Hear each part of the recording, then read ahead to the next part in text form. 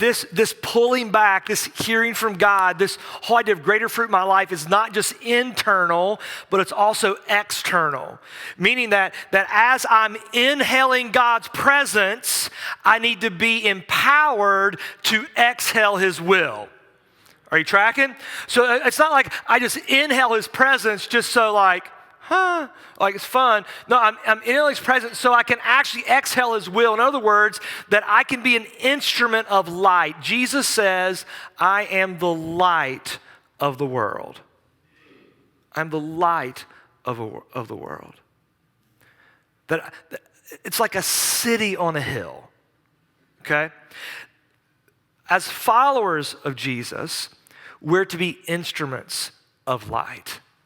Not instruments of darkness, but instruments of light. So we don't cast shadows. We don't cast shade into the world. We cast light. And all of it is not because we've done it. It's because what God has done for us in Jesus and now invited us into that own journey within our lives. So, for you guys that are here, and I think this is really important, I want you to see yourself as an everyday missionary where you live, work, and play. I don't want you to see yourself as a cultural Christian. We don't need any more consumer Christians in the world, okay? Consumer Christians are not helping. They're not helping. All right? We need everyday missionaries in the world where you see yourself as a representative of Jesus, where you live, work, and play. And here's what I want you I want you to feel the freedom to shine light. I want you to feel the freedom and the courage and the expectation to shine light where you live, work, and play. A couple things, though, I think some of this stuff gets in our way. And so hopefully this will help you today, just in trying to frame the conversation. So in my flesh, sometimes I have a hard time connecting my walk with God to my everyday life. I mean, I hear it so often, I hear it so many times, like I can do the Christian thing when it's I'm at a place like this on Sunday morning, or maybe at a Bible study, or, I pull the Christian book off the shelf, or I put the Christian hat on, then I'm okay. But when it comes my everyday life, my walk with God and my everyday life seem a little disconnected. And sometimes I often ignore or don't notice the opportunities that God is giving me to shine light. Here's what I find. I find the more that I'm actually inhaling his presence so that I can exhale his will, I see way more opportunities. Way more opportunities. And I feel way worse when I ignore them. When I'm in my own mind, when I'm in my own world and not inhaling his presence to exhale his will, I can ignore him and not feel bad about it. I can just pretend a little bit. But the more that I'm connected with him, the more I feel there's something that happens in my spirit that compels me. I don't know. Anybody? Does that resonate a little bit? All right, and then this happens in my flesh, I'll believe the lie that I'm not capable of making a mark.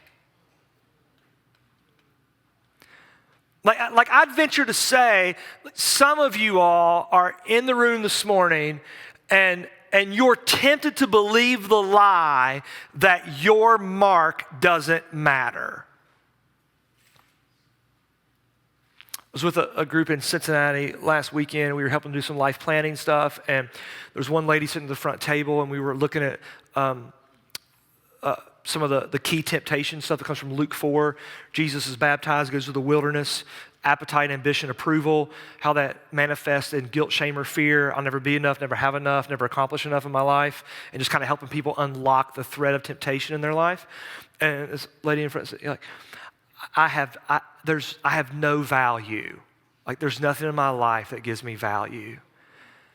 And I'm just sister, that is a lie. That's a lie. lie.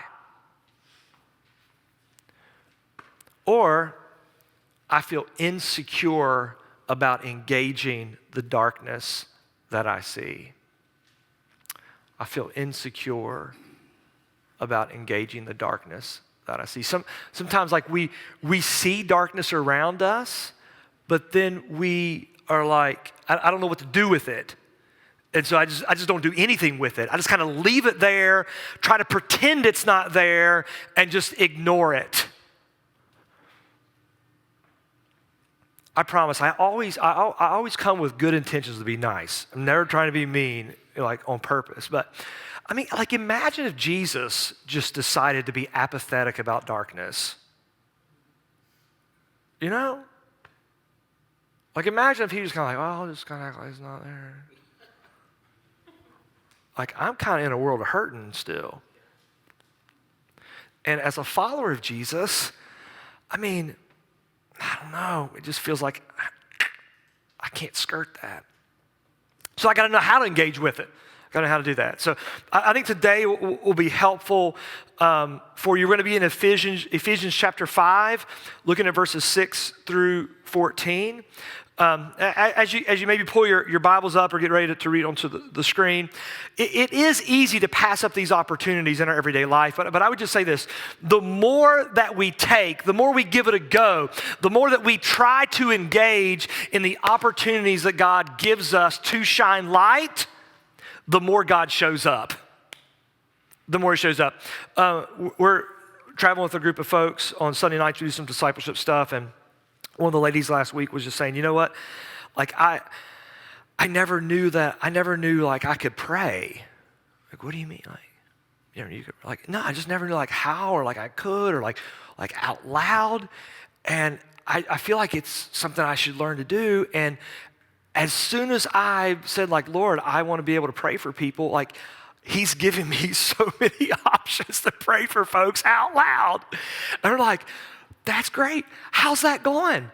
And she's like, he's showing up. Like it's actually working. You know, like it's amazing. Like the more that we engage in following God's lead in our life, the more we engage in those opportunities, the more we see him showing up within our life. Now, this letter Paul writes to the church of Ephesus. And as you guys know, like Ephesus was like the hub center of all of Christianity that was spreading around Asia Minor. And so it's an important letter because it's not just written for the people in Ephesus, but to the whole church around, which is really helpful for us. Now, right before we get to our text today in verse 6, we see Paul, what seems like to me, like really framing up some darkness that he sees that's present in the culture. And so he talks about sexual immorality that's there. And that word sexual immorality is actually the root word porneia, which pornography comes from, right? And it's just kind of this sense that any time that I'm going to have sexual gratification at the expense of someone else, like I'm going to reward my flesh at someone else's expense, Paul's like, that's not cool, man. Like, that's not nice. And all impurity and covetousness. Like anytime that I look at someone else's life who's doing something or getting blessed or moving forward, and I actually want them not to move forward, like I actually would like their blessing to become a cursing, and I could have their blessing, like not cool, guys. Like not cool to think that about, you know, other people. And he goes on to talk about like kind of foolish talk, crude joking. Like anytime I'm having a laugh at someone else's expense, and all of it, I think Paul's just kind of saying, look, here's some darkness, right? Here's darkness. Now let me remind you of this. Verse 6, let no one deceive you with empty words, for because of these things the wrath of God comes upon the sons of disobedience.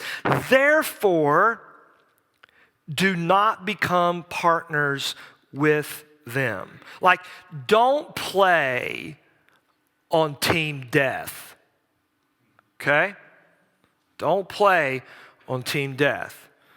And so, like if you're rooting for the Niners, this afternoon. You're like, don't play for the Packs. Like, don't play for the Packs. Like, don't become partners with them. For at one time, you were darkness. Anybody else? Can you remember a time in your life when you're like I was darkness? Gosh. Paul said, you were.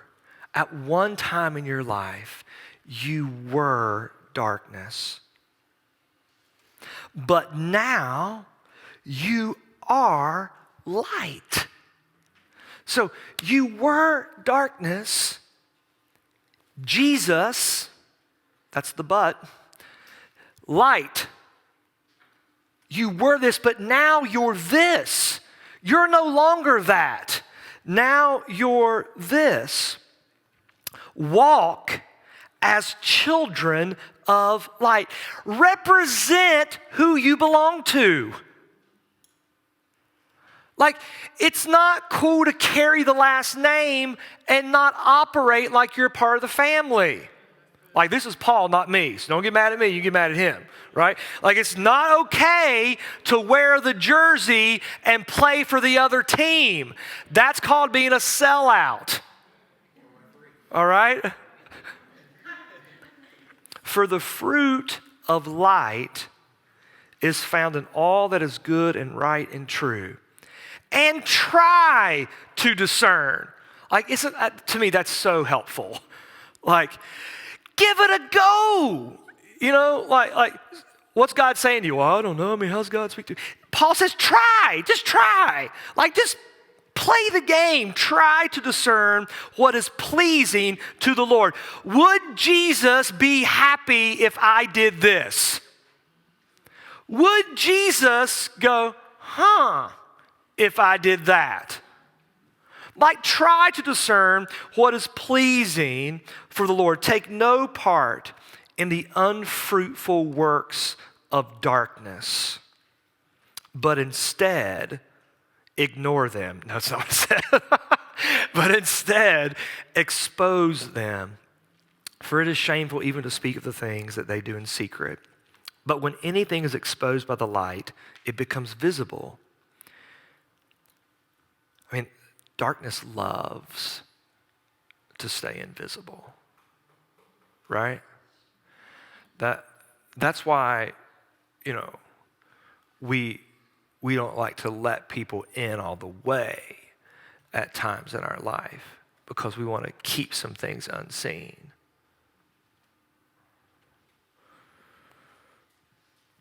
For anything that becomes visible is light. Therefore, it says, awake, O sleeper, arise from the dead, and Christ will shine on you. All right, so there's darkness. Paul says, look, you were once a part of that. You are no longer because of Jesus. Now you need to walk and be an instrument of light. You need to shine. You need to shine light where God gives you opportunity to do that. And here's what I think it's connected to. Like, the more we listen and the more we see opportunities around us. And then you and I have to choose if we're going to engage or ignore those opportunities. Does that make sense? All right, now, me and Kyle were talking about this a couple weeks ago, and we think about the different spaces we have here at Crossroads. So we have public space that we're all like here right now, and it's the easiest one. You know, even if you come in late, like, we don't lock the doors. You know, like you go walking right now, you're like, oh, cool, awesome, good to see you. Like, it's fantastic. Like, we sing, like, we sit, you receive. Like, it's the easiest one. Public space is by far the easiest one. Love it, it's just the easiest one. Social space at Gospel Family, it's a little bit more because, you know, it's another day during the week and the lights are on at the house, you know, and there may be people's kids there that get on your nerves and all of that kind of stuff. Like, it's a little more. It's a little more. But then the personal space, which is our own journey of discipleship. Like, no one can do that for you. No one can do that for me. It's the hardest one. It's the hardest one because you actually have to do it. And here's the question. Here's the question. Like, the more we listen, the more we see opportunities around us, we simply have to choose, am I a fan of Jesus or am I a follower of Jesus? Promise you, I'm not trying to be mean. I'm not. I'm just saying, like there are a bunch of fans of Jesus. All right? Question am I just a fan of him, or am I actually a follower of him in my life? And a lot of that comes down to, am I choosing to engage or ignore the opportunities that he's putting in front of me? And here's the thing. Like, it is so easy for me to believe the lie that, if I ignore him, it's not going to hurt the cause of Jesus. Like, at least I'm not actively working against it, right? Like, that would hurt it. But if I just ignore him, I'm not gonna hurt it. It'll be okay. I was taking this class when I was in divinity school, and Peter Story was the teacher. And Peter Story, he was from South Africa. He was Nelson Mandela's chaplain. And in the midst of his work with Mandela, kind of connected him to Desmond Tutu, and then became like a part of the whole deal of the church that helped to bring down apartheid in South Africa. And one of the things he said to us at that point, the Martin Luther King Jr. monument wasn't on the mall at DC. And he said, I will not take your country serious until there's something of MLK on the mall in DC. At that point, there was only something down in I think it was in Alabama or something like that. A couple years ago, we were in DC, and I don't know if you guys have been to the Martin Luther King Jr. monument that's there. It's incredible. And all around it are quotes. It's just quote after quote that he has said. And every single quote is just like, oh my gosh, like, it like hurts so good it's true in your soul. And,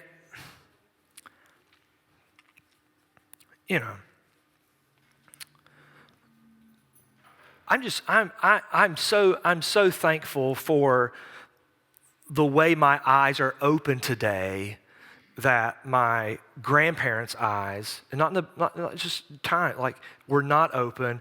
And a lot of it, a big part of it is, I'm just so glad, like, he didn't ignore. Like, he just wasn't he could have copped out, like, he went to Princeton, incredible preacher. He had a big promise in front of him. Like, he could have just done the church thing, but instead decided to step into an instrument of light. And there were so many others as well, that it's changed in a good way the trajectory of who we are as people. And it's easy for me to think that I can just ignore opportunities and I'm not hurting the cause. Does that make sense? And so for us in our life, I want you to think about this, like, where you live, where you work, where you play, that's your gospel neighborhood, all right? And some of us, like, some of our marks are different than other people's marks. And we do this. Sometimes we measure the mark of our life.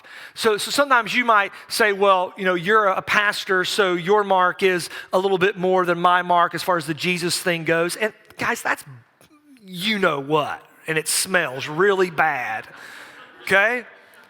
Like, God doesn't measure the way we measure. Your mark is significant. And how God wants to use you in your mark is up to him. That's up to him, whatever that is.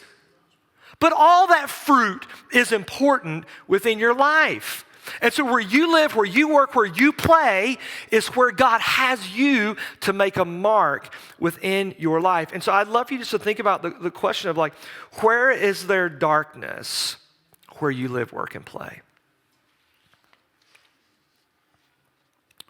Where's there darkness where you live, work, and play? What does light look like? I mean, how can you bring light to the break room or to the parking lot, to the team meeting? How can you bring light to the morning at your home or the evening? How can you bring light to the neighborhood Facebook page? Lord Jesus. All right, let me just give you a few examples just for me in my life the last couple of weeks that maybe hopefully like will be helpful to get your mind kind of going a little bit. So I have an 8U basketball team. We played yesterday. We got beat. The team that we played was called The Chosen, and I'm like, that's such a weird name. Like, why would you even call your name that? But evidently, they were chosen more than us yesterday, so guess it fit. We were the Blue Devils. They were the Chosen. Guess Jesus won.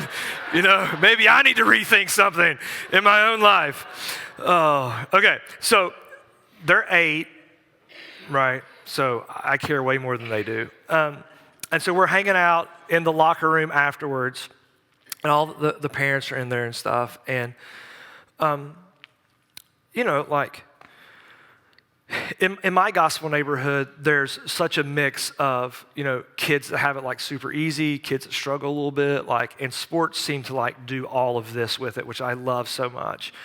And so I'm sitting down, I'm talking to the kids, and I'm kind of like, well, you know, what do you need to, who do you want to celebrate today? And they're like, well, I want to celebrate me. And I'm like, no, who do you want to celebrate? Because we're not celebrating you right now. Celebrate somebody else. Right? And then I'm like, well, what do you need to own today? Like, what do you need to work on? You know, and then I said this. I said, hey, guys, all these people that are standing over here around you, like, they leverage a lot for you. They leverage a lot for you, and they love you. And today, you need to make sure that you let them know how thankful you are and that you love them. Because you expect them to do what they do, and they don't have to do what they do for you. And you need to be thankful for that. I mean, just a little bit light, you know, just a little bit light. I've got we do this all-pro dad thing at our kids' school once a month, and I've got this one guy that I've met, his name's Sonny, and he's such an amazing man. Like, he's such a good guy. And we've been able to have like some good conversations about race and culture, et cetera. And he's teaching me so much, helping me to see so much sin that I need to acknowledge. And anyways, I'm like, bro, you need to help lead this up front. Like the men, the fathers that are coming to this thing once a month need to see you up here. They don't need to see me. They need to see you up here. Sometimes gossip comes my way. Usually if it gets to me, it means it's really bad, you know, because I know like I'll be the last one to hear it. But if it gets to me, like within our community, and it happens sometimes, I've just gotten really good about nipping that bad boy in the bud, you know. I don't know about you, where you live, where you work, where you play, like where are you called to be an instrument of light? All right, here's homework this week. I want you to take 5 minutes of your 15 to 20 minutes, like how we did that? Take 5 of your, okay? I know we're 4 minutes to 12, but I just real quick, the whole fan follower thing, like, come on. And this is me too, like this is me too. It is so easy not to take, it's 15 minutes, you know? 5 of your 15-minute Devo time, and think about your day. Think about what parts of your gospel neighborhood are you going to encounter. And then ask God this: is there any light for me to shine today in one of those spaces?